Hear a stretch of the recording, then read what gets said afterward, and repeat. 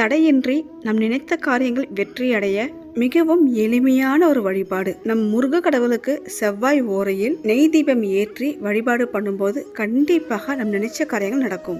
6 வெற்றிலை காம்பு கிள்ளி எடுத்துக்கணும். நல்லா கழுவிட்டு மஞ்சள் குங்குமம் இட்டு மயில் தோகை போல் பித்தளை தாம்பால் தட்டில் அடுக்கி வச்சிடணும். சின்னதா ஒரு அகல் விளக்கு எடுத்துக்கோங்க. சந்தனம் ஃபுல்லா தடவிட்டு மஞ்சள் குங்குமம் வச்சு வெற்றிலைக்கு நடுமத்தியில அகல் விளக்கு வைத்து நெய் ஊற்றி பஞ்சுத்திரி போட்டு 6 வெற்றிலைக்கான காம்பு கிள்ளணும் இல்லையா, அந்த காம்பையும் அதிலேயே போட்டு நெய் தீபம் ஏற்றி மனமுருகி வேண்டும் போது நினைத்தது நிறைவேறும். இந்த தீபம் ஏற்றுவதற்கு சிறப்பான கிழமை நேரம் பார்த்தீங்கன்னா செவ்வாய் கிழமையில் வருகின்ற செவ்வாய் ஓரையில் ஏற்றுவது மிகவும் சிறப்பானது.